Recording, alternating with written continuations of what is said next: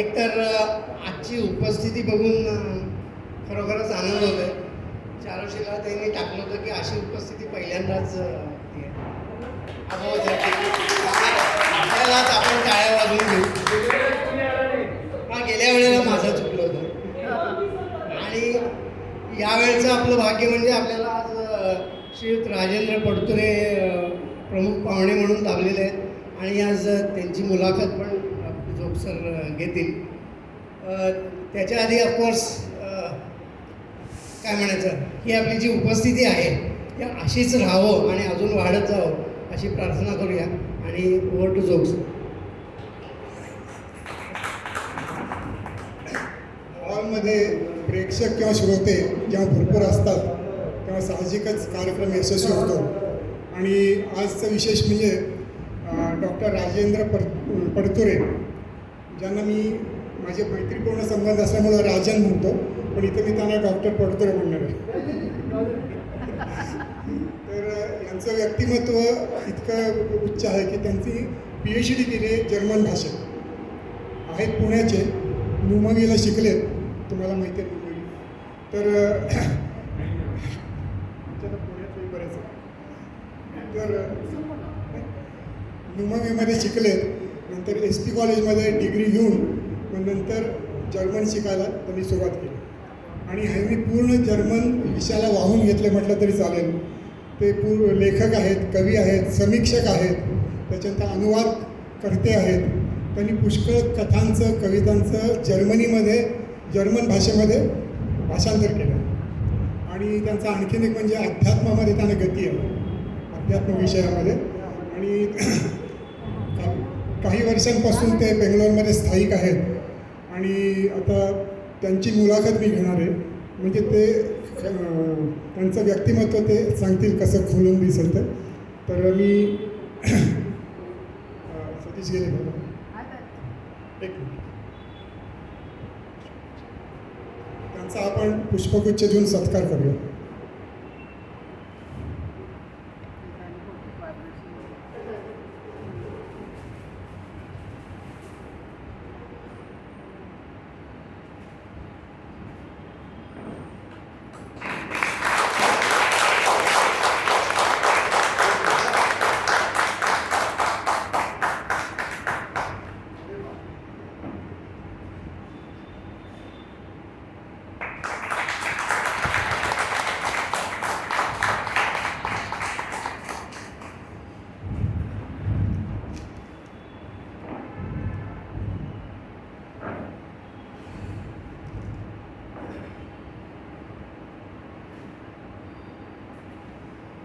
Doctor Rajendra पडतुरे हे जेव्हा बेंगलोरमध्ये आले तेव्हा त्यांनी पहिलं काम काय केलं असेल तर महाराष्ट्र मंडळ कुठे ते शोधलं आणि त्याचे ते मेंबर झाले.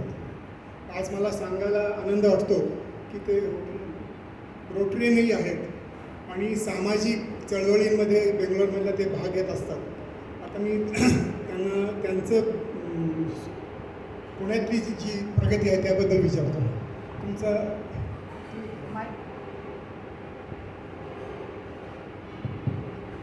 तुमचा मूळ गाव पुणेच का? मी मूळचा पुण्यालाच आहे.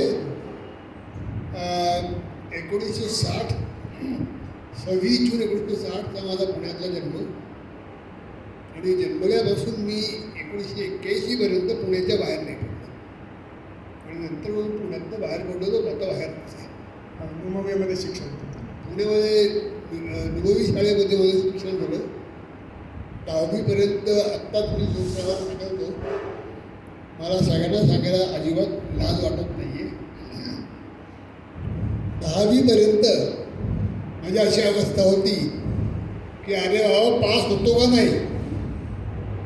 गणित आणि शास्त्र हे माझे इतके आवडते विषय होते की त्या 2 विषयांमध्ये मी कधीही पास झालो.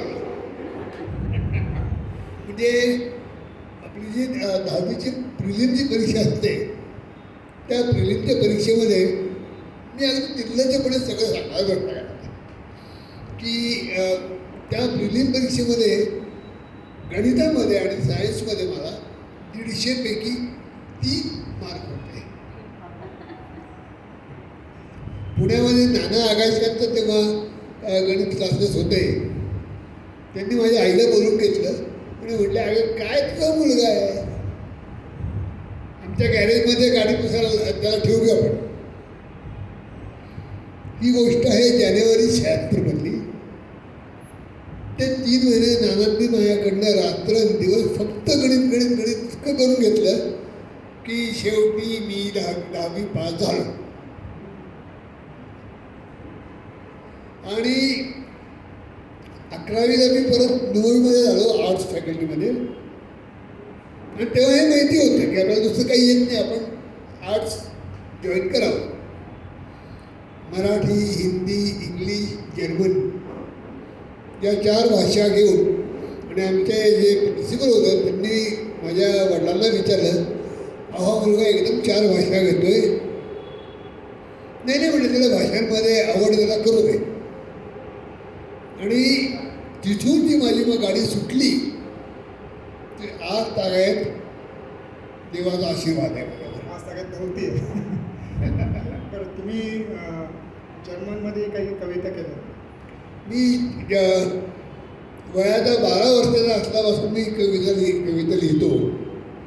आणि कवितेला सुरुवात अशी झाली की माझ्या बहिणीचं लग्न होतं आणि कसं काय कोणाला माहिती उत्स्फूर्तपणे मला एक कविता सुचली आणि तिथून माझं कविता लिखाणाचं काम चालू झालं. ती कविता ऐकायला आवडेल मला.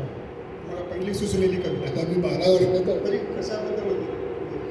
म्हणजे बहिणीचं लग्न हा त्याचा विषय होता की माझं माझ्या बहिणीवरती भयंकर प्रेम. तर मी त्या कवितेमध्ये प्रयत्न केला असेल माझी भावना बहिणीबद्दल व्यक्त करायची. पण आता मला आठवत नाही. तेव्हा मी 12 वर्षाचा होतो, आता मी 65 वर्षाचा आहे. तेव्हा मी काय लिहिलं हे माझ्या लक्षात नाही आहे. पण त्याचा आशय हा होता की मी बहिणीवरती हे लिहिलं होतं की माझं तुझ्यावर अतिशय प्रेम आहे आणि तू माझी सर्वस्व आहेस. आणि आता माझा जो मातृदेवो भव नावाचा कविता संग्रह प्रसिद्ध झाला आहे त्याच्यात सुद्धा माझी एक बहिणीबद्दल कविता आहे.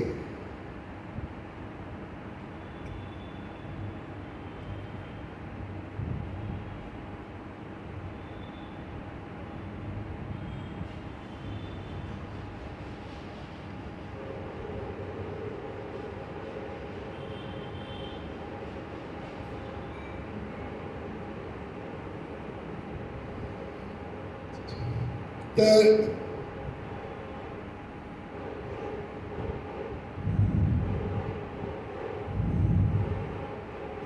सगळ्यांची परवानगी असेल तुम्ही ही कविता वाचू टाका.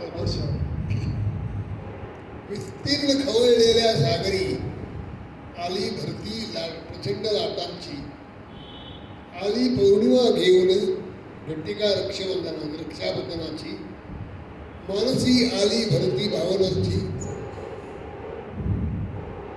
मानसी आली भरती भावनांची, बांध भगिनी गाठ पुनगटी पवित्र प्रेमाची, शपथ आहे भाऊराया ते ग्वाही मद रक्षणाची, आई बाबा आणि अण्णा टाकुनी मजवरी गेलेच आहे मला ताई जाणीव गोड जबाबदारीची, शपथ वाहतो आई करीन इच्छा पूर्ण एकुलत्या बहिणीची, साडी हिरवी देण्यास तुला ग माहेरची, गे ताई उणीव वासू न देई तुला सुखी सुखाची माहेरच्या प्रेमाची. मला कथा पण लिहायचं मला जास्ती गती कवितेमध्ये आहे. आणि समीक्षाही करायचा पुस्तकांची. मी मराठी, हिंदी, इंग्लिशमध्ये पण लिहिलं आणि आज 40 वर्ष झाली मी जर्मनमध्ये सुद्धा कविता लिहितो. आणि आता माझं 26 तारखेला जो नवीन पुस्तक प्रसिद्ध व्हायचं आहे त्याच्यामध्ये 2 भाग आहेत. पहिल्या भागात माझ्या रचलेल्या काही कविता आणि दुसऱ्या भागामध्ये ग. दि. माडगूळकर, भारा तांबे, बहिणाबाई या कवींच्या कवितांचं मी जर्मनमध्ये केलेलं भाषांतर आहे आणि करुणाष्टकांचं सुद्धा मी भाषांतर केलं होतं, ते त्याच्यात आहे. आणि मी आता संत तुकाराम महाराजांचे 10 अभंग जर्मनमध्ये भाषांतरित केले, ते त्या पुस्तकामध्ये येणार आहेत. लिहित राहणं, वाचित राहणं, प्रसंगी अखंडित वाचित जावे, दिना माझी काही लिहिती जावे. दुसरं म्हणजे तुम्ही कर्नाटक बृहन महाराष्ट्र मंडळाच्या कर्नाटक शाखेचे तुम्ही सदस्य झाला. मी कर्नाटक राज्य मराठी साहित्य परिषदेचा सदस्य झालो. वर्षभर मी उपाध्यक्षही होतो आणि आता मला गुरुजी स्वामी जे आमचे अध्यक्ष आहेत, केंद्रीय अध्यक्ष आहेत, त्यांनी मला आत्ता केंद्रीय कार्यकारिणीमध्ये सदस्य म्हणून घेतलेलं आहे. आणि कालिदास प्रतिष्ठानबद्दल सांगा. पुण्यामध्ये जे कालिदास प्रतिष्ठान आहे त्याचे ते संस्थापक अध्यक्ष आहेत वी ग सातपुते उर्फ आप्पासाहेब सातपुते. एक सज्जन देव माणूस म्हणजे काय याची व्याख्या म्हणजे वी ग सातपुते. ते 2 वर्षापूर्वी बंगलोरला आले होते. इथे महाराष्ट्रात कार्यक्रम होता आणि तेव्हा मी जे मनाचे श्लोक जर्मनमध्ये भाषांतरित केलेले आहेत त्या माझ्या पुस्तकाबद्दल मला पुरस्कार मिळाला होता आणि त्या दिवसापासून आप्पासाहेबांनी मला आपला मुलगा मानला. अजूनही ते माझ्या मुलाला इतकंच प्रेम करत आणि करत राहतील. माझी 2 पुस्तकं हे आणि आत्ता जे 26 तारखेला निघणार आहेत ते, ही दोन्ही पुस्तकं कालिदास प्रतिष्ठानतर्फे आप्पासाहेबांनी माझी पुस्तकं प्रकाशित केली. आणि असा देव माणूस मी कुठेही पाहिला नाही. माझ्याकडनं 10 पैशाची सुद्धा अपेक्षा त्यांनी केली नाही. मी त्यांना विचारलं, म्हणलं याला काय करता येईल, काय करता येईल. अरे नाही रे म्हणले, काय करता येईल तू बघू आपण. तर असा देव माणूस मला खरोखर कुठे बघायला मिळाला नाही आहे. आप्पासाहेब सातपुते म्हणून त्यांचं नाव आहे, विलास गजानन सातपुते यांचं नाव आहे. त्यांना आम्ही सगळे आप्पासाहेब म्हणतो. आणि कुठेही जाऊ देत, त्यांच्या कुठल्याही कार्यक्रमामध्ये, त्यांच्या कुठल्याही भाषणामध्ये माझा उल्लेख आला नाही असं जात नाही. आणि रोटरी क्लबचे तुमच्या ॲक्टिव्हिटीज काय काय? रोटरी क्लबमध्ये शक्यतोवर सामाजिक घडामोडी असतात. मी आत्तापर्यंत रोटरी क्लबमध्ये सुद्धा गरीब महिलांना महिन्याचं राशन पुरवणं किंवा गरीब विद्यार्थ्यांना वह्या पुस्तकं घेऊन देणं वगैरे त्यांचे जे प्रोजेक्ट चालतात त्याच्यामध्ये मी सहभागी असतो.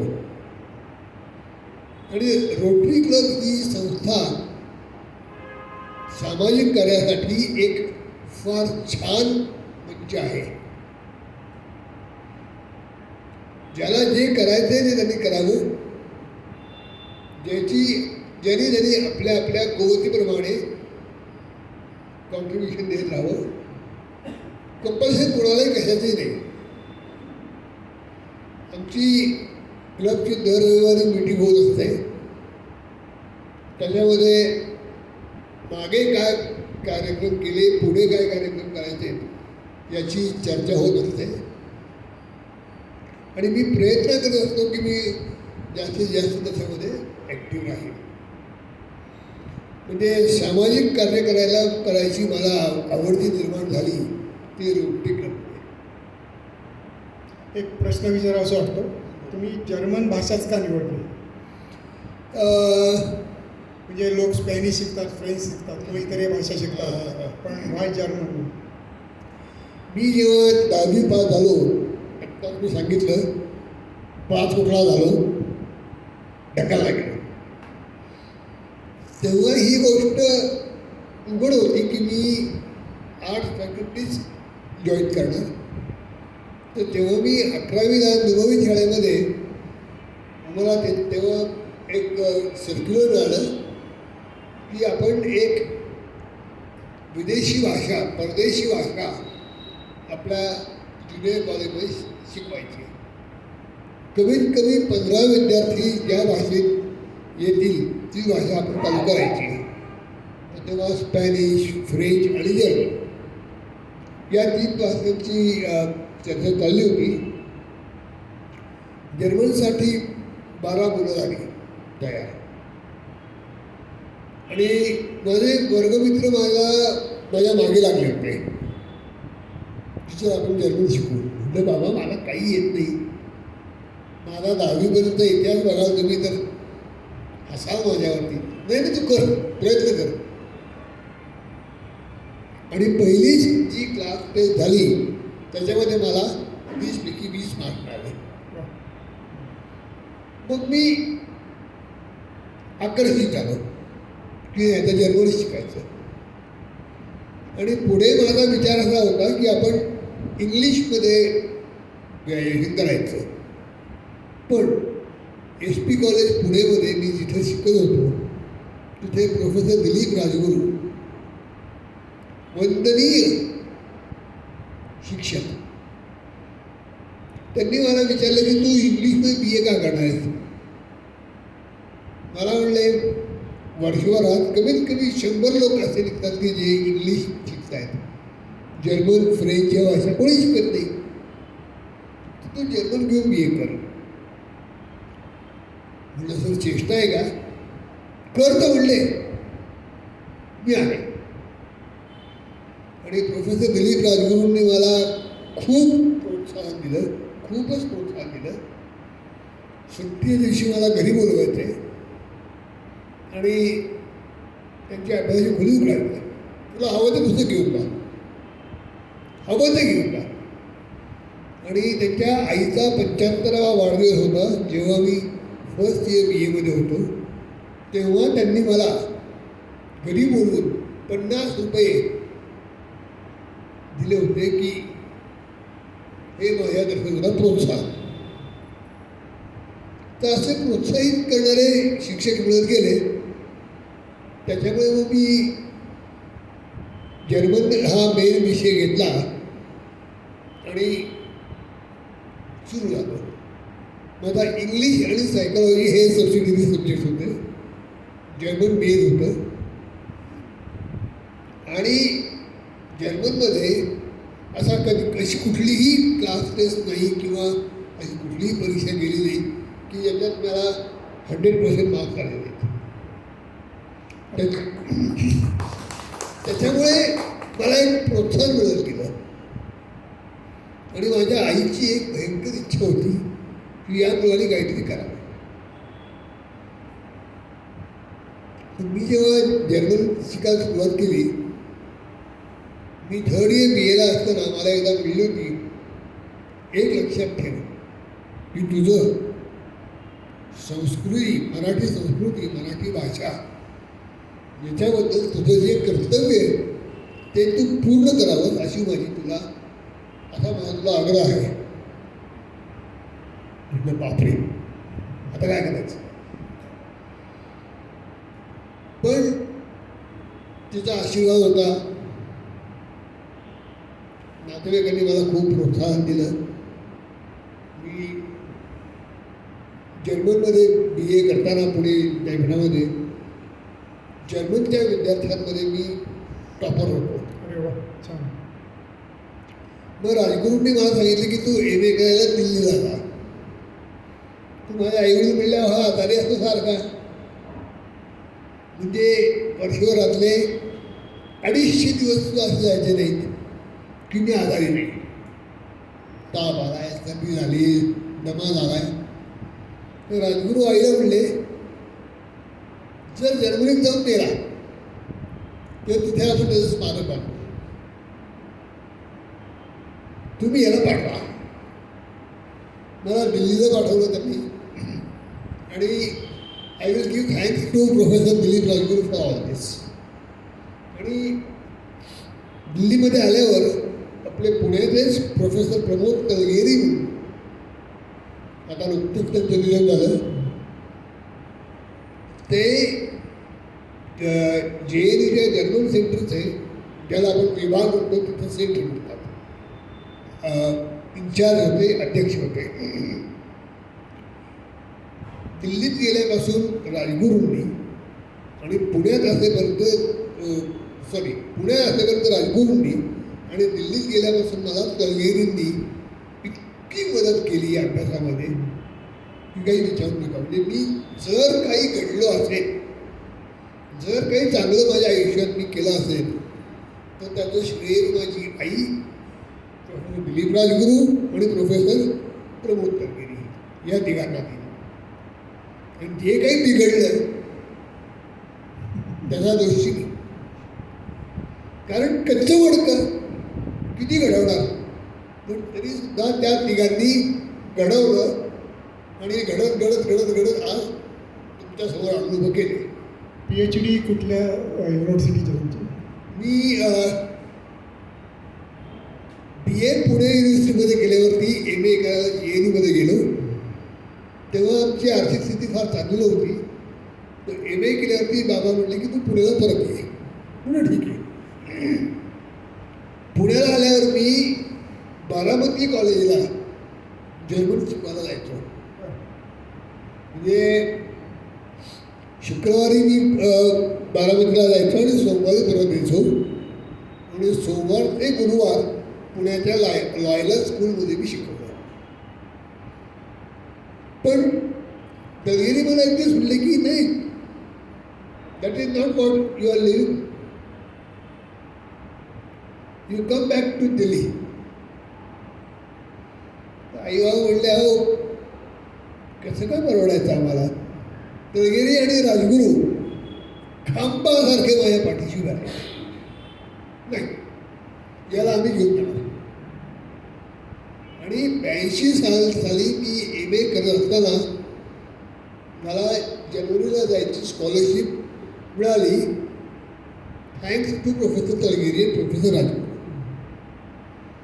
आणि असं पुस्तक होत गेलो मी. मग MPhil करणं आवश्यक होतं, टीचिंग लाईनसाठी आवश्यक होतं ते. तर आई बाबा तलगेरीला म्हटले की आता आम्हाला शक्य नाही आहे. नाही म्हटले मी बघतो. दिल्ली युनिव्हर्सिटीमध्ये मी MPhil केलं, कारण JNUमध्येच MPhil करायला स्कॉलरशिप नव्हती. दिल्ली युनिव्हर्सिटीमध्ये स्कॉलरशिप नव्हती, पण तिथे प्रोफेसर अमोद पारसनीस म्हणून फ्रेंचचे प्रोफेसर होते, तलगेरींचे बालपणीचे मित्र. तर तलगेरी त्याला म्हणले की मी यामुळं तुझ्याकडे पाठवतोय, मला तू बघ काय करतो. त्यांनी मला दिल्ली युनिव्हर्सिटीमध्ये पार्ट टाईम टीचरची नोकरी दिली. मी सकाळी क्लासेस शिकवायचो आणि अभ्यास करायचो. असं करत करत करत करत MPhil झालो मी. पण PhD काही शक्य नव्हती, पैसे नव्हते. तलगेरी म्हणले काय हरकत नाही, तुला आता नोकरी मिळेल. त्यांनी ही हेल्प मी सो मच की मला जयपूरला राजस्थान युनिव्हर्सिटीमध्ये लेक्चरची पोस्ट मिळाली.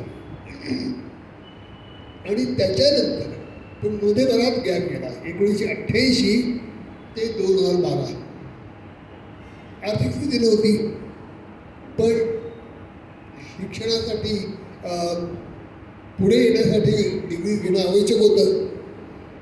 पंजाब युनिव्हर्सिटी चंडीगडला माझं रजिस्ट्रेशन करून दिलं आणि तिथे मी PhD केली. बरं. PhDला कोण गाईड होते तुमचे? PhDसाठी माझे पंजाब युनिव्हर्सिटीमध्ये प्रोफेसर चव्हाण म्हणून होते. अच्छा, ते माझे गाईड होते. म्हणजे सगळी भारतीय लोकच तुमचे गाईड होते सगळीकडे. तर मला 11वी पासूनच नाटक आणि साहित्य विषयामध्ये रुची निर्माण झाली होती. आणि त्याचं श्रेय मी जे SP कॉलेजचे फिलॉसॉफीचे प्रोफेसर होते कावळे, त्यांचे चिरंजीव रोहित कावळे याला दे. तो माझा खास मित्र होता. तो नाटकामध्ये साहित्यामध्ये त्याची खूप म्हणजे he was on a very high top. तर मला त्याच्यामुळे मला वाचनाचा छंद लागला. मला नाटकं लिहिणं बघणं त्याच्याबद्दल एक आवड निर्माण झाली. आणि मग काम करता करता डोक्यामध्ये हा विचार सुरू झाला की आपण हे करतोय खरं, पण आपण आपल्या संस्कृतीसाठी काय करतोय.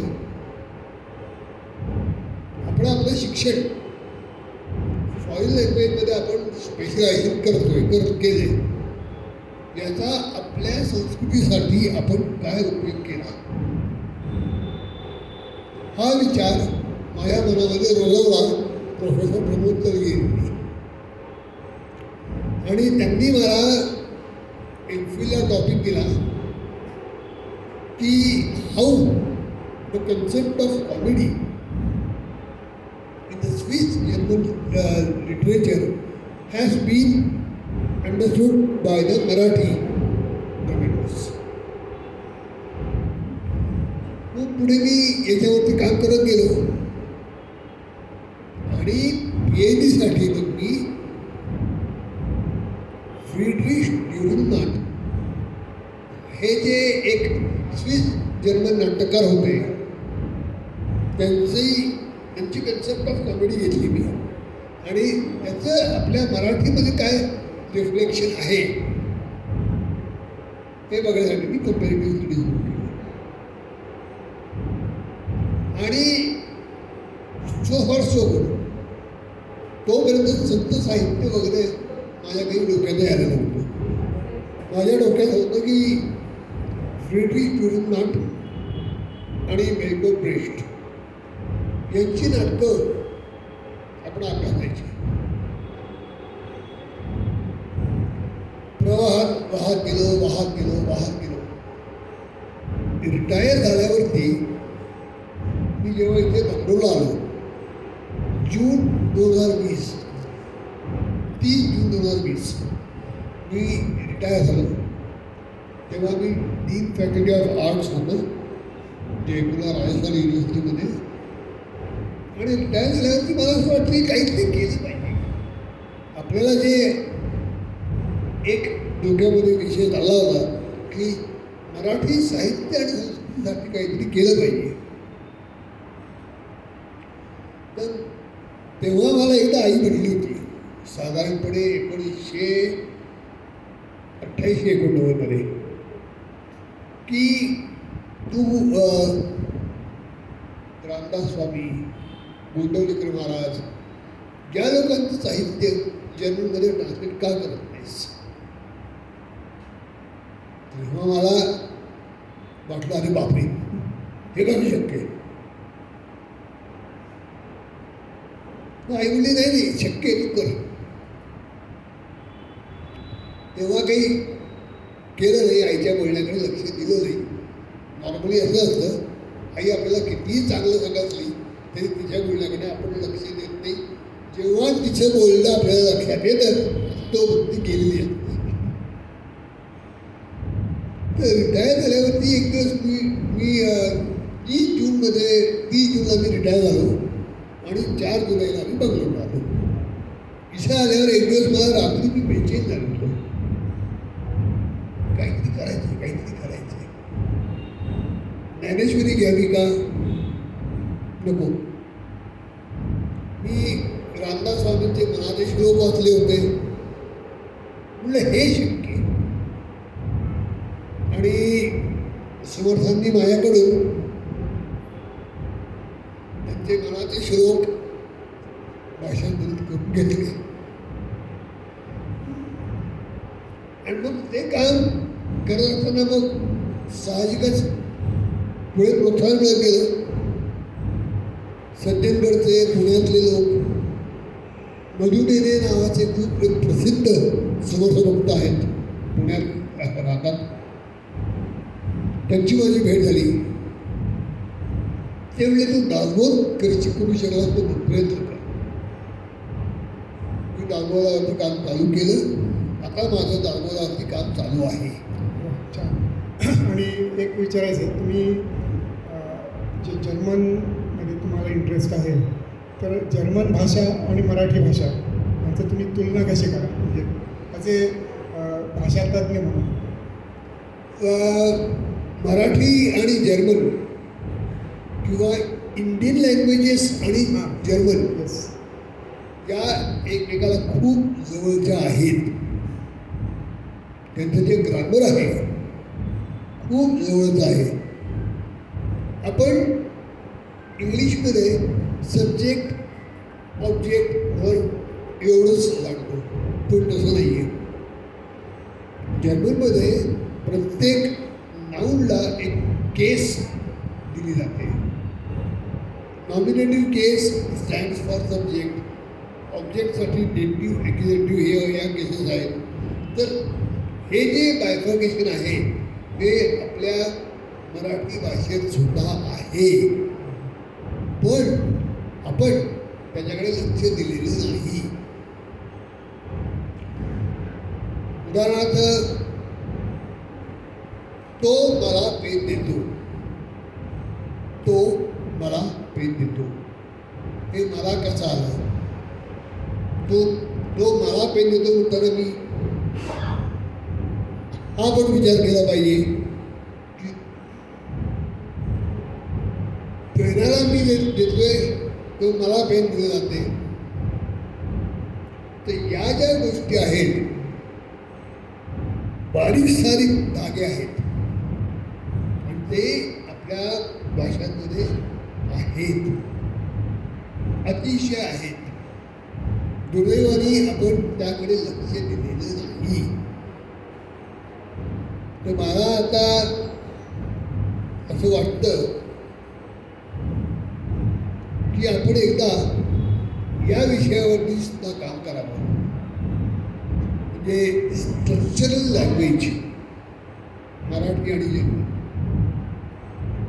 पण सध्या मी साहित्य विषयामध्ये इतका गुंतलेलो आहे, पण माझ्या डोक्यात आहे की structural study of Marathi and German करावे. 5 वर्ष मला आज बंगलोरला येऊन झाली, पण दुर्दैवाने मला अजून कन्नडा भाषा आलेली नाही आहे. पण मी जे काय ऐकतो की कन्नडा भाषेचं जे व्याकरण आहे, जे साहित्य आहे, मराठी इतकंच थोर आहे. पण दुर्दैवाने मला त्यातलं काही कळत नाही.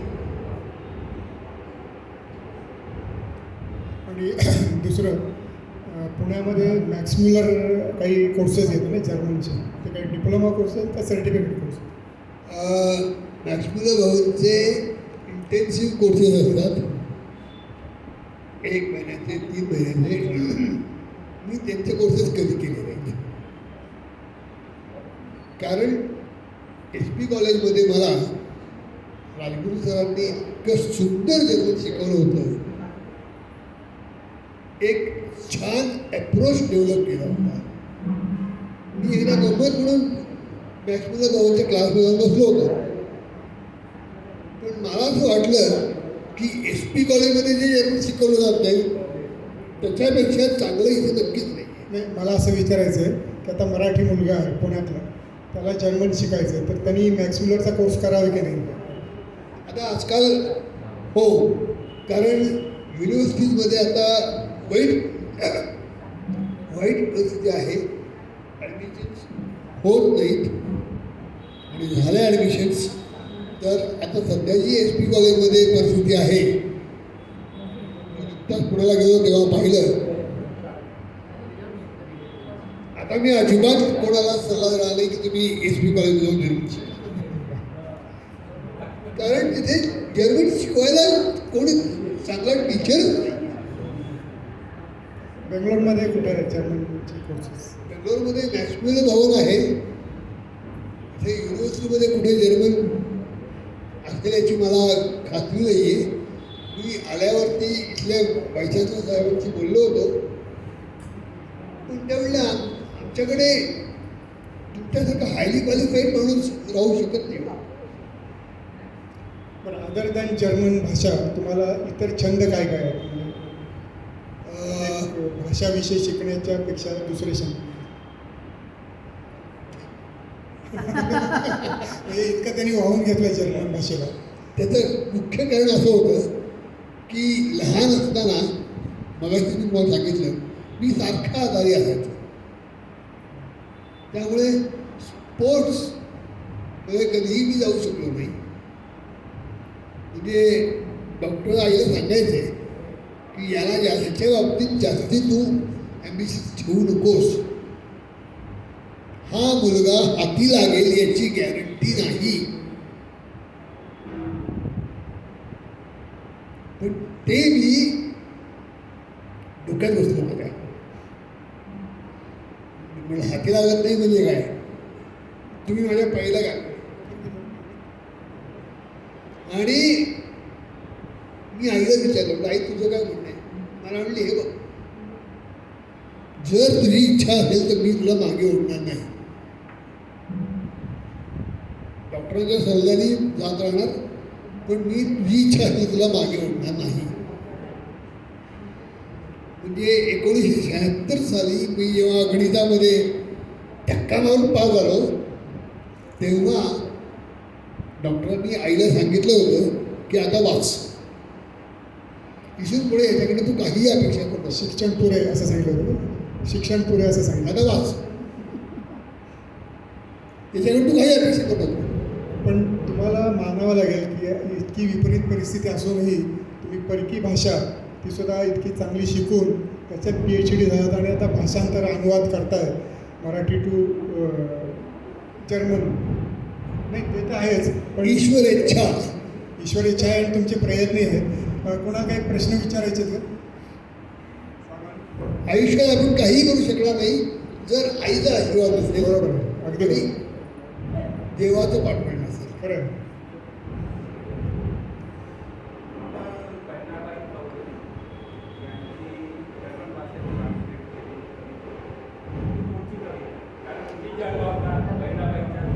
मन वडाये वडाये आणि अरे संसार संसार आणि अरे अरे संसार संसार. खरे संसार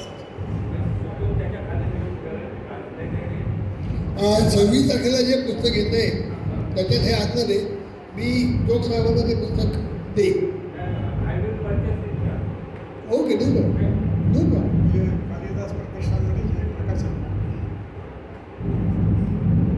एक विचारायचं आहे की आपली मराठी भाषेला एक स्वाभाविक गोडवा आहे.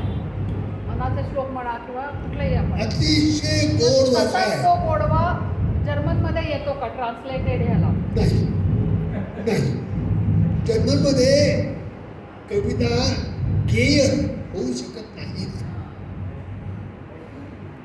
जर्मन भाषेचं जे स्ट्रक्चर आहे, जे ग्रामॅटिकली स्पीकिंग स्ट्रक्चर मराठी आणि जर्मनचं खूप जवळजवळ आहे. पण मराठीमध्ये जी पूर्वी आहे, साखरांबा आहे मराठीमध्ये. हो, म्हणजे अर्थ कळू शकेल, पण गेयाचा नाही. आणखीन एक की हे जे सगळे मनाचे श्लोक मी वाचत होतो, एकदा मी विचार केला, म्हटलं गेता येईल का? नाही, येऊच शकत नाही. अहो, त्याचं कारण आहे, सखोल अर्थ येतो का जर्मनमध्ये? हो, म्हणजे हो, आपल्या मनाचे हो. श्लोक जरी वर शब्द हो, एकच आहे, हो, हो. अर्थ खूप खाली आहे त्याच्यात. हे असं बघा, होतं का? जोवर सखोल अर्थ येऊ शकत नाही तोवर ते ट्रान्सलेशन होऊ शकत नाही. नाही, तुम्ही कराल, पण तेवढं ते पोचतं का असं म्हणायचं मला. बिलकुल बिलकुल. जोवर ते पोचत नाही ना तोवर ते होत. आपल्या म्हणी वगैरे कसं असतं, जरी शब्द वेगळे हां, असले आता खोल खूप अर्थ असतो.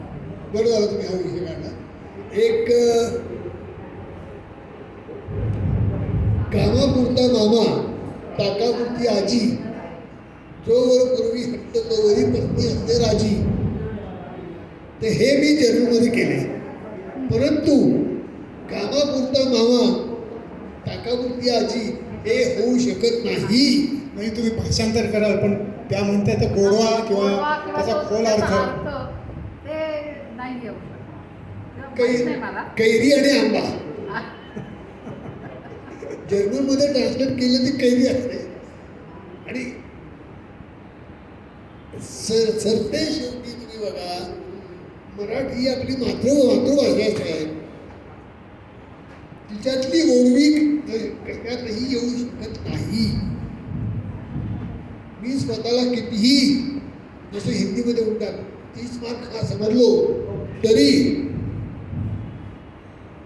मराठीची गोडवी जर्मनमध्ये येऊ शकते. बरं, जर्मनीतली जी ओरिजिनल गाणी कविता आहेत तर तुम्हाला माहिती असतीलच काही नाही का? ते त्या आणि आपल्या मराठी असं तुलना करता येईल म्हणजे गोडव्याच्या दृष्टीने रिदम किंवा गोडवा किंवा काही. म्हणजे जर्मनमध्ये योहान वोल्फगांग फोन गोएथे नावाचे एक कवी होते. माझ्या आता या पुस्तकामध्ये त्यांचा फोटो दिलेला आहे. त्यांच्या कविता, त्यांची एक कविता, हे जे काही आहे, जे काही तुला मिळालेलं आहे ते सगळं देवाने दिले. या आशयाची गेटची एक कविता मी घेतली. तो आशय, तो विषय ट्रान्सलेट होऊ शकला, पण माझी मराठी हो माझी मराठी ते कायच तुलना होऊच शकत, तुलना होऊच शकत नाही. ज्ञानेश्वर असे किती तुम्हाला जर्मन लोकांचे फीडबॅक मिळाले की आपल्या ह्या समर्थांचे जे काही तुम्ही ट्रान्सलेशन केलंय त्याचा जो अर्थ वगैरे त्यांना समजला आणि तुम्हाला खूप त्यांनी धन्यवाद दिले, असे तुम्हाला काही फीडबॅक मिळाले? रिस्पॉन्स किती आहे? हो हो चांगला. म्हणजे या पुस्तकावरती स्पेनमध्ये राहणारा एका जर्मन माणसाने मला फोन केला होता. आवड आहे लोकांच्यात. आणि एक सांगू का, ही आवड निर्माण करण्याचं काम आमचं आहे. हे जास्त स्तुत्य आहे. कारण अगदी बरोबर. रिस्पॉन्स म्हणजे एखाद्या माणसाला जर तुम्ही सांगितलं तुमचं सगळं अतिशय म्हणजे खूप छान वाटलं की कोण काय करू शकेल. आणि आमचा माझ्याही मनात हा प्रश्न आला याने विचारलं की रिस्पॉन्स किती आहे. बरोबर आहे, आपली मातृभाषा कोणालाही श्रेष्ठ श्रेष्ठ आहे. आम्ही असं नाही म्हणणार जर्मन. मग मला आता अशी इच्छा झाली की तुमचे आम्हाला माहिती आहेत, मला ते 4 पहिले 5-6 श्लोक सगळ्यांना माहिती आहेत, तर आम्हाला प्लीज ते वाचून दाखवा. 1-2 तरी वाचा जर्मनमध्ये. आम्हाला वाचता नाही येणार, तुम्ही आम्हाला वाचून दाखवा. तुमचं जर्मन त्यांना ऐकायचं. Yes, जर्मन कविता. yes. माझी परीक्षा घेणार आहे. नाही, आम्हाला नाही. काय येतंय? परीक्षा जाणकार होतो आम्ही आपले घ्या परीक्षा घ्या. तुम्ही काहीही वाचलं तर प्रणाली पहिला म्हणतात. अन्नदानाने चुका केल्या तरी आमच्या लक्षात येईल. म्हणजे शुद्ध मराठी पुणेरी मराठीमध्ये बोलायचं तर किती अडाई झाला. त्यांनी येणार नाही का? हो ना. हिंमत आहे का ऐकायची? वाच ऐकवा. हिंमत आहे. एखादा तरी वाचा, एखादा वाचा. एखादा कडवा वाचा. आम्ही तर आमच्या पाहिजे तर आम्ही त्याच्यावर मराठी म्हणतो. आमची मराठी पाहिजे. थोडं पॉज कर. कॉफी घेऊन मग ते सांगा. 200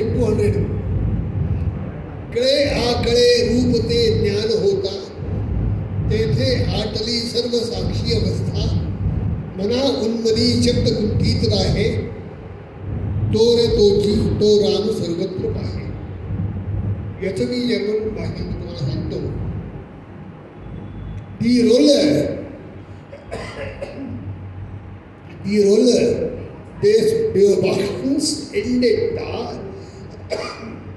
wo das Wissen über den göttlichen Gewinn ungedacht werden Wörter bleiben, nur das Abbild des Wortes Ram wird bestehen bleiben.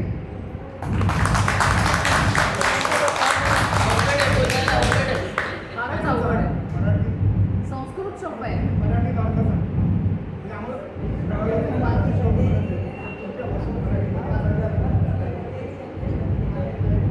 एक मिनिट. 200वा श्लोक मराठीत आम्हाला श्लोक म्हणू नका, त्याचं वर्णन आपण एक श्लोक पण म्हणाले की श्लोक म्हणाले आपल्या आम्हाला आपलं पहिले 10 तोंडपाठ ते म्हणतो की ते पुढं सुरू करतो जर्मन.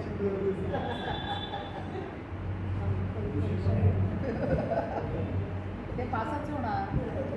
आपण ते त्याच्यात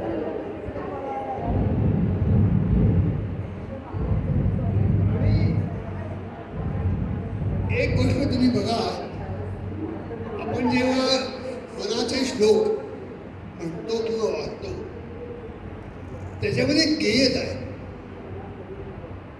पण मी केलेल्या जर्मन ट्रान्सलेशनमध्ये कुठेही गेयता नाही आहे. माझे मेहुणे पुण्यामध्ये मला म्हणले होते, हे गाऊन दाखव. नाही, त्याचं कारण आहे मराठी भाषा ही स्वतःच इतकी गोड आणि मधुर आणि रसाळ आहे. ते माधुर्य, तो रसाळपणा दुसऱ्या कुठल्याही भाषेत, ॲटलिस्ट युरोपियन लँग्वेजमध्ये नाही. गर्व से कहो हम मराठी है. बिलकुल. माझी याच्यामध्ये एक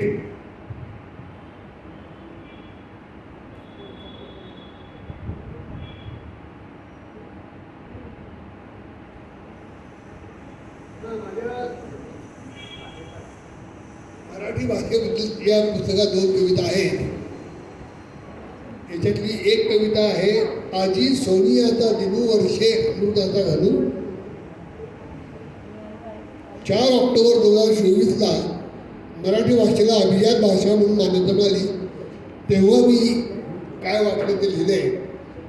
आजी सोनियाचा दिनू वर्षे अमृताचा घालू, मराठीचा करतो आम्ही अभिमानू. प्राकृत अहिराणी, वऱ्हाडी, मालवणी, कोल्हापूरची मराठी, रामदासांची झाडी बोली, गोव्याची ती कोकणी आणि कारवारी, असंख्य हिची रूपे असून काय हिची थोरवी म्या बापडा वाणी. धन्य आमुची मराठी असे मातृभाषा ज्ञानेश्वरी. गाथा तुकयाचा समृद्ध असे ही भाषा. दासबोध आत्माराम, मनोबोध हा रामदासांचा. कवी वाल्मिकी सारिका मान्य ऐसा. वंदन करीतो मी सद्गुरू रामदासा. लाभला हिला महान वारसा, अभिजात जाहली आज माझी मराठी भाषा. जिंकल्या हिने पैजा अमृताच्या, जय जय महाराष्ट्र माझा. जन्माला इथेच शिवाजी राजा, विश्वात बुडला झेंडा हिचा उंच आकाशात. विश्वगुरु भारत माझा आणि मराठी माझी विश्वभाषा. जय महाराष्ट्र.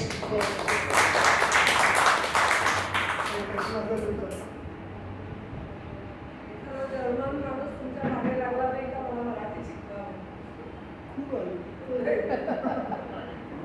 म्हणजे मराठी किती आवडते इकडचं. तर ते त्या भाषेचं आणि आपल्या भाषेचं. मराठीची कीर्ती सर्वदूर पसरलेली असल्यामुळं प्रत्येकाला अट्रॅक्शन आहे मराठी भाषेचं. आणि असे जर विद्वान त्यांना मिळाले तर ते नक्की समजून शिकतील.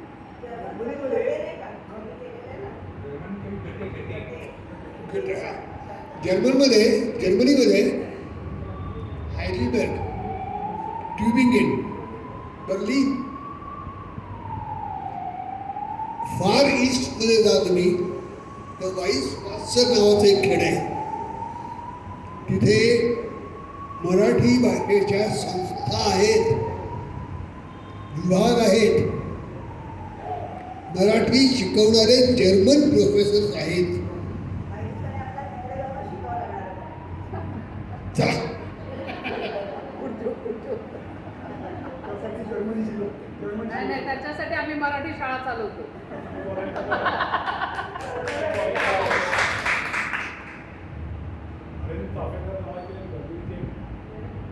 हो हो त्यांच्या काही पुढेला त्यांच्या परवानगीनं बसत होतं.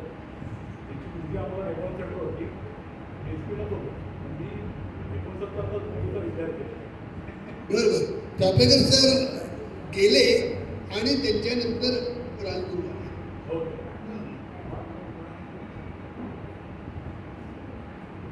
चापेकरांनी अभिजात जर्मन नावाचं पुस्तक लिहिलं होतं. अप्रतिम.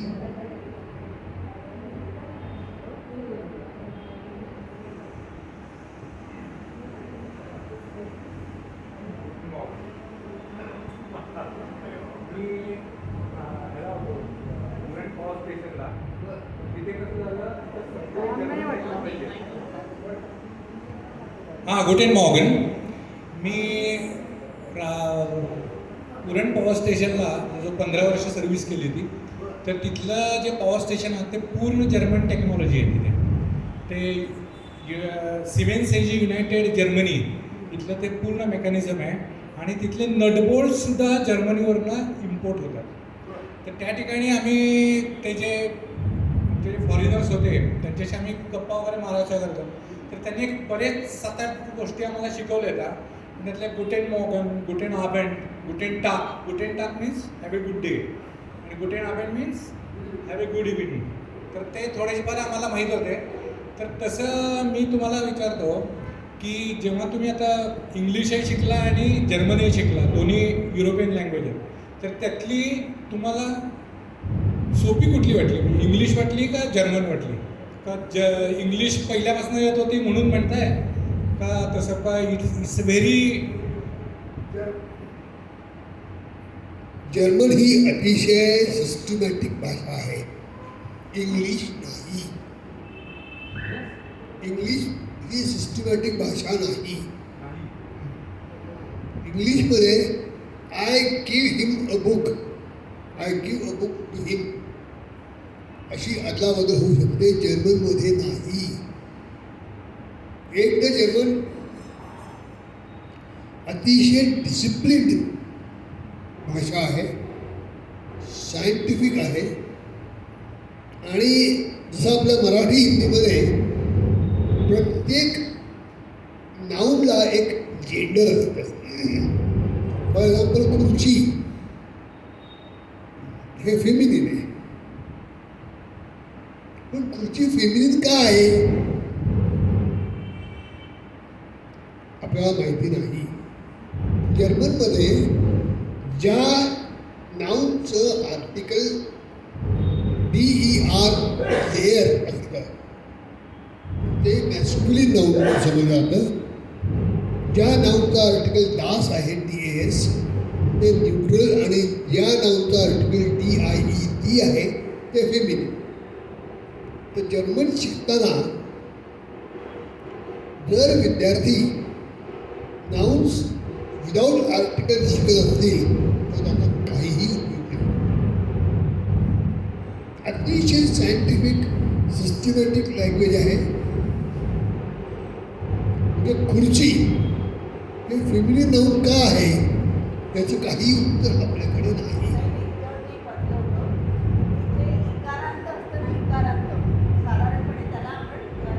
नाही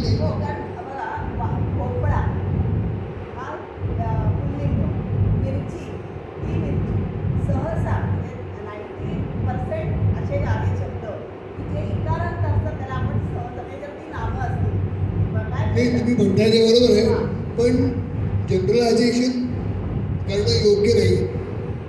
त्याचं कारण असं की पाणी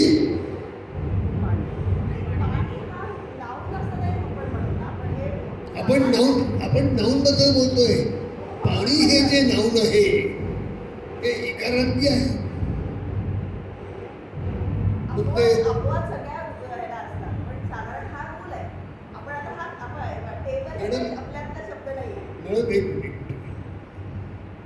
माझा हट्ट समजा, मला असा हट्ट आहे की आपण जनरलायझेशन्स करता कामा नाही.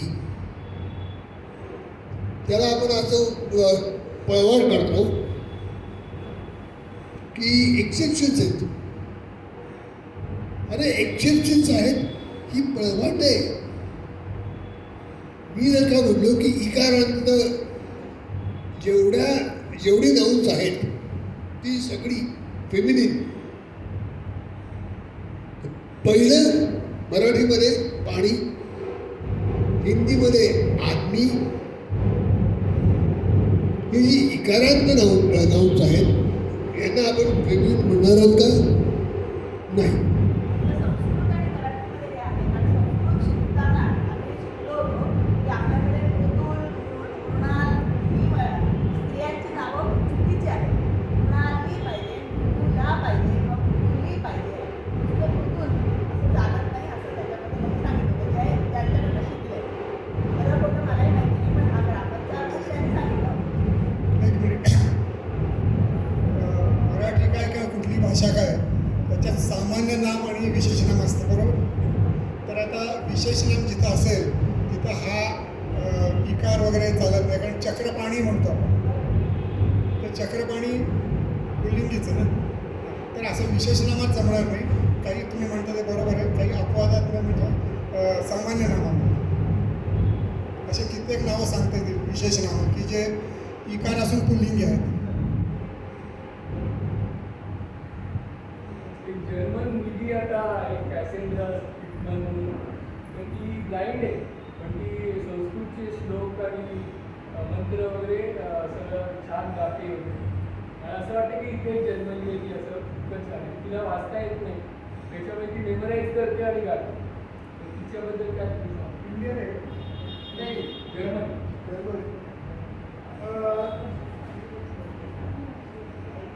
मुळामध्ये जर्मन लोक अतिशय सिन्सिअर आहेत, हार्ड वर्किंग आहेत.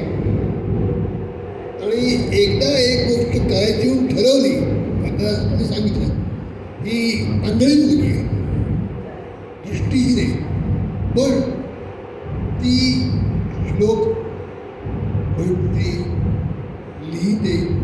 ती वाचू शकत नसेल पण ती म्हणते. सिन्सिरिटी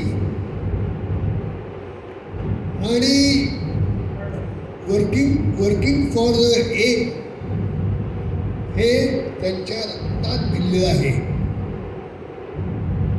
ते तुम्ही आता जे उदाहरण सांगितलं जर्मन मुलीचं, मला आश्चर्य नाही वाटलं, कारण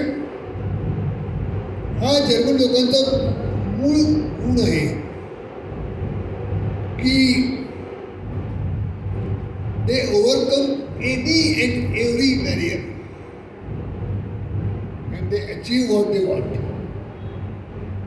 त्याचं जे उदाहरण आहे. हां, जिद्दी असतात. एखादी गोष्ट करायची तर ती करूनच दाखवायची, ही जिद्द असते. पण ती जिद्द आपल्याकडे खूप कमी आहे. आपल्याकडे असं आहे की आपण गाजराची मुंगी वाजलं नाही तर खाऊन टाकली, अशी ॲटिट्यूड आहे. गाजराची मुंगी आहे ती वाजून दाखवायची, ती जिद्द नाही आपल्याकडे.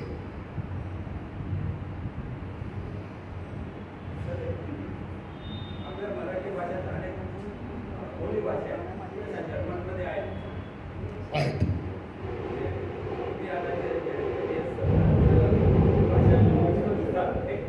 भाषेनुसार ट्रान्सलेट केलं ते बोली भाषेत करतात की ग्रॅमॅटिकल भाषा. ग्रॅमॅटिकल. कारण दासबोधांची जी भाषा आहे ती झाडी बोली आहे. मनाच्या श्लोकांची जी मराठी आहे, हां, ज्ञानदेवांची मराठी वेगळी आहे. पण यांचे श्लोक जेव्हा आपण जर्मनमध्ये ट्रान्सलेट करतो तेव्हा ते ग्रॅमॅटिकलच होतात.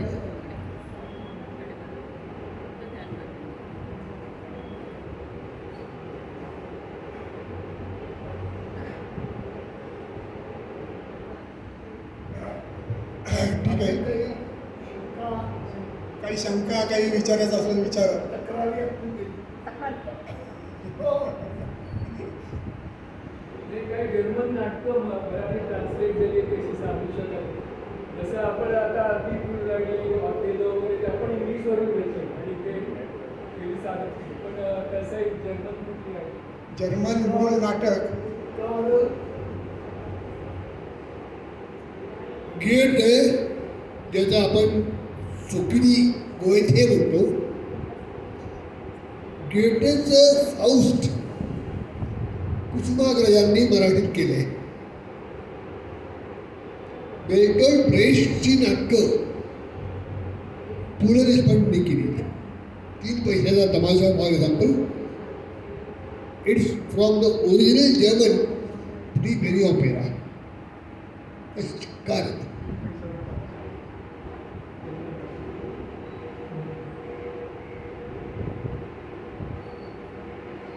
तर हा जो ट्रान्सलेशनचा प्रकार आहे हा कम्पॅरेटिव्ह लिटरेचर आहे. एका भाषेतून दुसऱ्या भाषेत, दुसऱ्या भाषेतून पहिल्या भाषेत होत राहतात. आणि शेक्सपियरचं जे ऑथेलो आहे ते मराठीमध्ये 12 वेळा ट्रान्सलेट झाले. 12. आणि प्रत्येक ट्रान्सलेशन हे इतकं वेगळं आहे शक्य होऊ शकतं होतं. ठीक आहे. तर वेळात वेळ काढून परतुरे साहेब आपल्या इथं आलेत आणि आनंदाची गोष्ट म्हणजे ते आजी आजोबाचे मेंबरही होणार आहेत. म्हणजे आपल्याला वारंवार अशी संधी लाभणार आहे त्यांच्याशी संवाद करायची, त्यांचे विचार ऐकण्याची. त्यामुळे मी त्यांचं अभिनंदन करतो की जे आजी आजोबा क्लबचे मेंबर होणार आहेत. म्हणजे आज मी आकर्षित झालो आहे. त्यांना आपला क्लब फार आवडलेला आहे आणि त्यांनी मला खालीच सांगितलं ऑफिसमध्ये की मी तुमचा आज मेंबर होतो.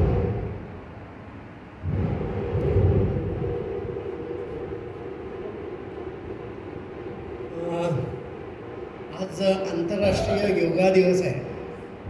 त्यामुळं आता मी जयश्रीताईंना विनंती करतो की त्यांनी थोडे आपले काय म्हणायचं योगाबद्दल थोडी माहिती द्यावी आणि काही सोपे योग जरूर करून घ्यावे. नमस्कार. आजच्या 11व्या आंतरराष्ट्रीय योग दिवसाच्या सर्वांना शुभेच्छा. योग फक्त आसन प्राणायाम नाही तर योग असा जुळून येणारा पण असतो. आपण एकमेकांना भेटतो तो पण एक चांगला योगच असतो आणि एकमेकांशी मनाने जुळतो आहोत तो पण एक सुंदर योग आहे. आणि या योगायोगातून आपण जर थोडंफार काही मला परवानगी दिली तर मी काही सांगू शकेन कारण आपल्याला वेळ थोडा आहे. तर आपण आज थोडंसं प्राणायाम आणि वेगळ्या पद्धतीचं ध्यान करणार आहोत. असं काही बहुतेक लोकांनी केलेलं असेल आपल्या ठिकाणी कारण आजचा दिवस असा वाटतो की एखादा उत्सव आहे आणि आंतरराष्ट्रीय स्तरावर ज्याची एवढी मोठ्या प्रमाणात सगळीकडे तयारी झालेली होती. 100 दिवस आधी सुरुवात होत होती आणि आज तर विशाखापट्टणममध्ये मोठ्या प्रमाणात आपले पंतप्रधान तिथे होते आणि सर्वांनी एकत्र योग करणं आणि प्रत्येकांना असं वाटतं की आज माझं काही ना काहीतरी याच्यामध्ये कॉन्ट्रीब्युशन झालं पाहिजे. काही वेळेला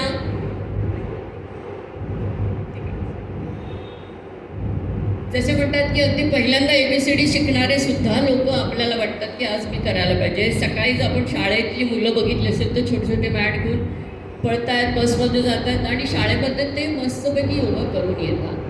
तर आजचा दिवस हा पूर्ण योगमय असतो आणि आहे. सकाळपासून संध्याकाळपर्यंत वेगवेगळे कार्यक्रम राबवले जातात आणि यावर्षी पहिल्यांदा असं झालेलं आहे की आयुष मंत्रालयाने एक उपक्रम ठेवला आहे की जे आज ज्या ठिकाणी योग साधना करणार आहेत किंवा हा जो कार्यक्रम करणार आहेत तर त्यांच्या पोर्टलमध्ये योग संगम या नावाने ते रजिस्टर करायचं आहे.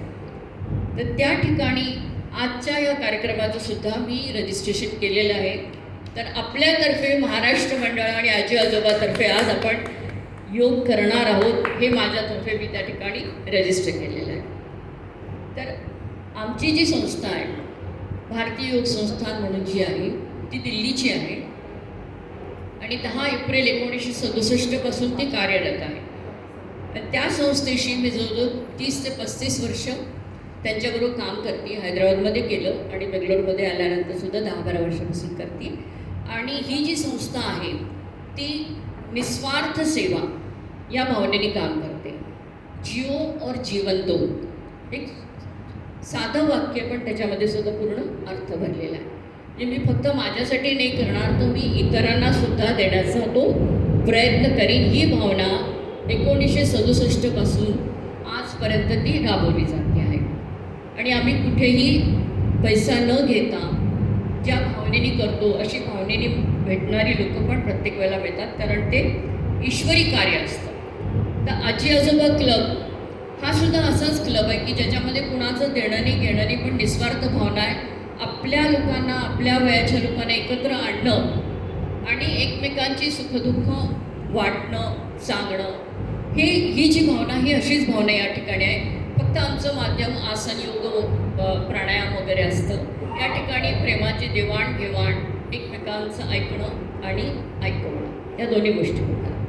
तर काल मी एक यूट्यूबमध्ये नवीन प्रकारचं ध्यान बघितलं, जे एक 93 वर्षाचे न्यूरोसर्जन, आत्तापर्यंत ते सर्जरी करू शकतात आणि त्यांनी सांगितलं की मेंदू आपला निकामी झाला की आपण हळूहळू काम करणं बंद करतो, पण त्याला सक्रिय ठेवण्यासाठी बरीचशी आपण उपक्रम घेऊ शकतो, करू शकतो आणि त्या योगे आपण शेवटपर्यंत हेल्दी राहू शकतो. तर त्यांनी एक नवीन पद्धतीचं ध्यान सांगितलं, करुणा अवधान ध्यान. तिन्ही शब्द खूप जवळचे, करुणा अवधान ध्यान. तर ते त्या ध्यान पद्धतीसंबंधी तानिया सिंगर एक न्यूरोसायंटिस्ट आहे. तर त्यांनी जसं आपल्याकडे MRI होतं, EG होतं, वेगवेगळ्या टेक्नॉलॉजीनी ब्रेन मॅपिंग किंवा ब्रेनशी रिलेटेड जेवढ्या इन्व्हेस्टिगेशन्स आहेत त्या केले जातात. तर त्यांनी त्याच्यातली हायर लेवल 9 टेस्ला जी टेक्नॉलॉजी आहे अशा पद्धतीने मॅपिंग करून त्यांनी बघितलं की आपल्या ज्या वेगवेगळ्या भावना असतात त्या प्रत्येक भावनेमध्ये आपल्या मेंदूचं थोडंसं जे काय चलनवलन होतं किंवा त्या ठिकाणी हालचाल होते ती प्रत्येक भावनेशी निगडीत असते आणि ती घडत असते. ह्याचा सगळा अभ्यास त्यांनी केला आणि त्याच्यामध्ये त्यांनी असं सांगितलं की जेव्हा आपण ध्यान करतो आणि ज्या 2 भावना आहेत करुणा आणि अवधान, या जर तुम्ही त्याच्यामध्ये ओतल्या तर हे ध्यान आपलं परिपूर्ण होऊ शकतं. ध्यान पद्धती वेगवेगळ्या आहेत, प्रत्येकजण आपापल्या गुरुच्या पद्धतीने करू शकतो किंवा जिथे जे शिकलो असतो, पण शेवटी एकच आहे की फोकस. जर आपलं एक अग्र मन झालं असेल तर ते आपोआप ध्यान लागायला सुरुवात होते. तर त्यासाठी आपल्याला कम्फर्टेबल बसणं जरुरी आहे, कारण आपलं शरीर जे आहे ते चलबिचल होत असतं, मनाच्या बरोबर त्याची हालचाल पण आपल्याला जाणवत असते आणि या ठिकाणी तर सगळं ब्रह्मांड भरलेलं आहे. त्यामुळे कुठल्याही सेकंदात ते पटकन कुठेतरी जाईल आणि आपण कुठेतरी पोहोचू अशा पद्धतीची आपली वृत्ती झालेली आहे. तर त्या चित्तवृत्तीला शांत करण्यासाठी जे आपण छोटंसं एक ध्यान करणार आहोत, त्याच्यासाठी मी सगळ्यांना विनंती करते की आपण अगदी शांतपणे बसा. दोन्ही हात, ज्याला ज्ञानमुद्रा आपण म्हणतो, जेव्हा आपण स्पर्श करतो त्यावेळेला त्या ठिकाणी आपल्याला व्हायब्रेशन जाणवायला हवी. आणि बाकीची जी 3 बोटं असतात, तुम्हाला थोडं मराठी एवढं जमणार नाही तर मी थोडं हिंदी आणि इंग्लिश मिक्स करून बोले. Rest of the 3 fingers should remain straight. You have to keep your hands on the thighs or the knee, reverse side of the palm. That is also very important part of your body because it is connected to your nervous system. End point of the finger is the end point of the nerve system. So it is connecting, so you are locking the energy inside, so you are getting the energy within when you are sitting with the fingers touching each other. The simple mudra is a Jnana mudra, mudra of wisdom or universal mudra. Now sit comfortably, keep your eyes closed. Relax the whole body.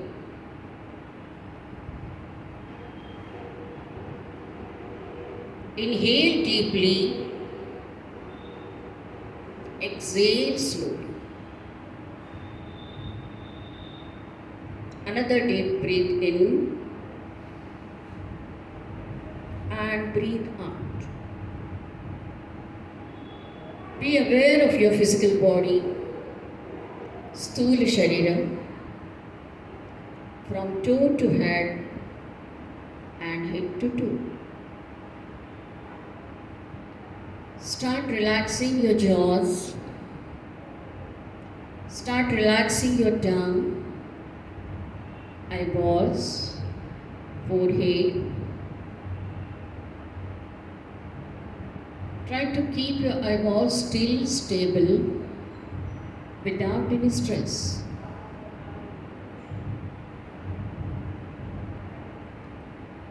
The body parts from toe to head and head to toe starts relaxing as you breathe in and breathe out. Connect with your breath. Connect with your body parts. Inhale and exhale.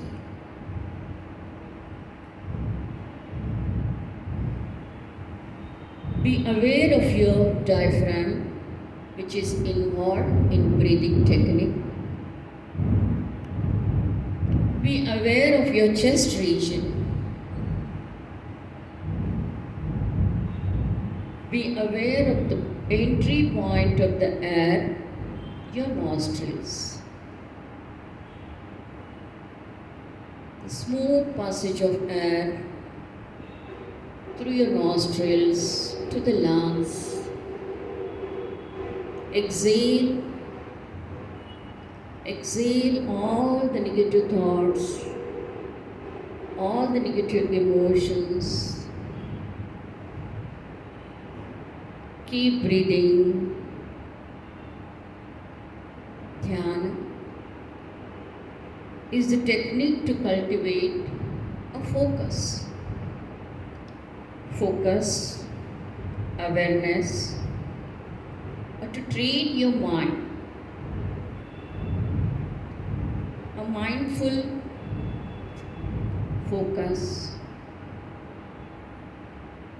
The way you connect with your breath, the technique is very simple. Just be with yourself. And if you think about the compassion and mindfulness, they will go hand in hand. So close to each other.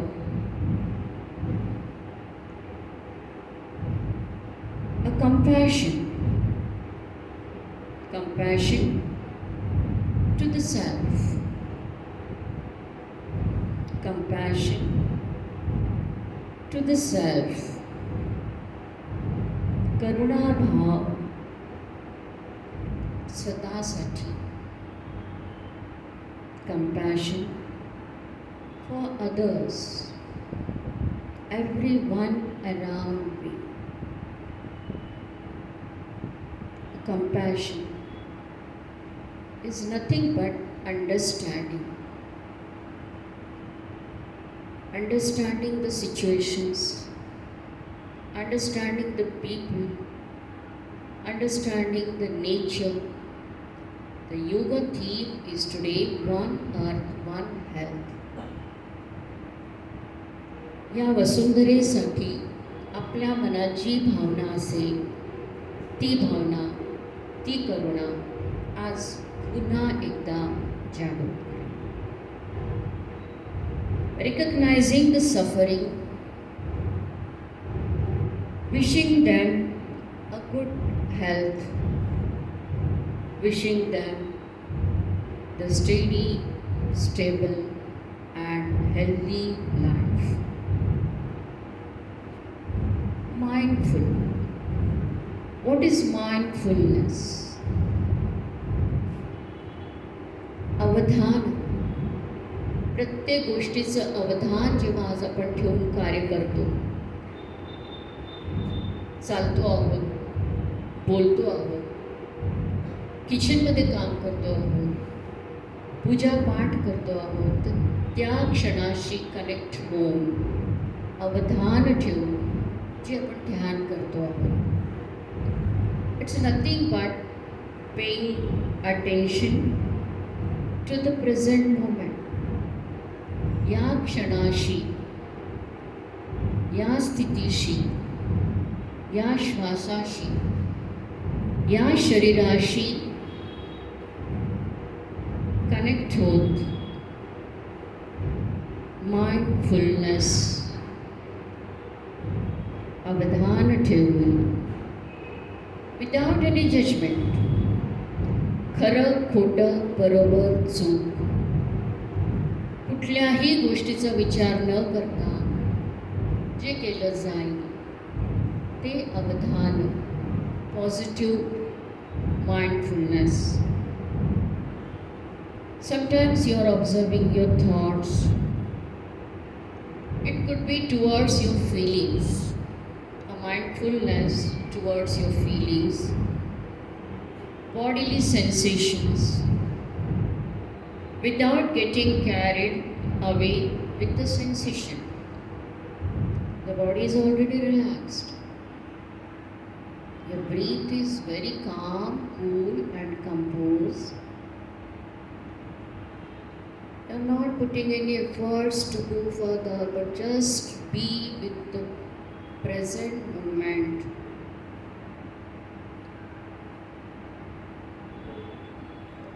Continue with the breath, a gentle breath, and breathe out.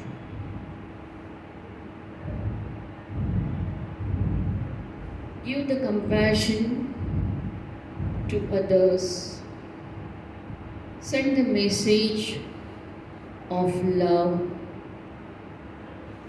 peace, everything for the world, to the planet, to protect the future generation.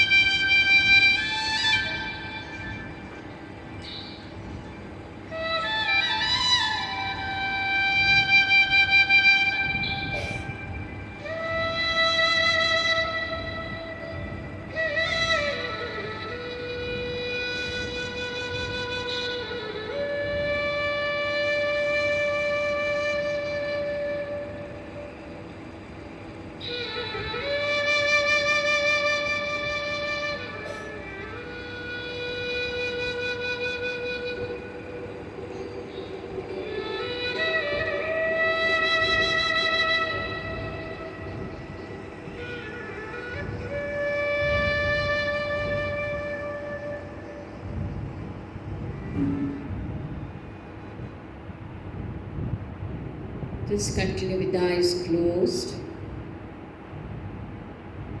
We'll chant Omkara, a long deep breath in.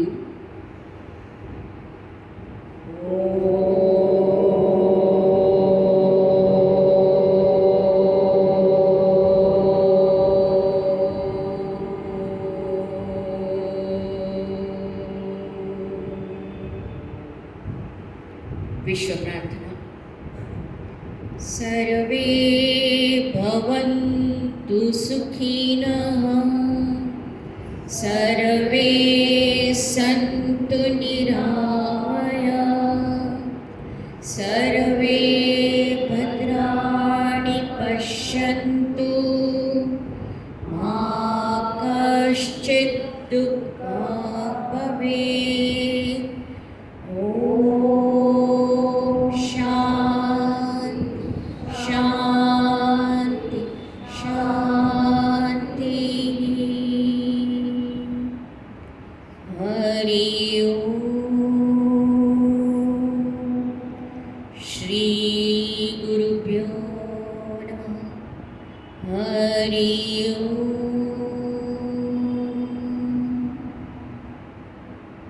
Sit quietly.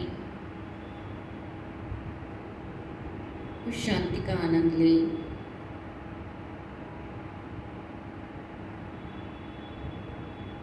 बिल्कुल धीरे धीरे दोनों हाथों को मिलाते हुए आंखों का हल्का सा स्पर्श करें। हथेली को देखिए, धीरे से आंखें खोलें। धन्यवाद।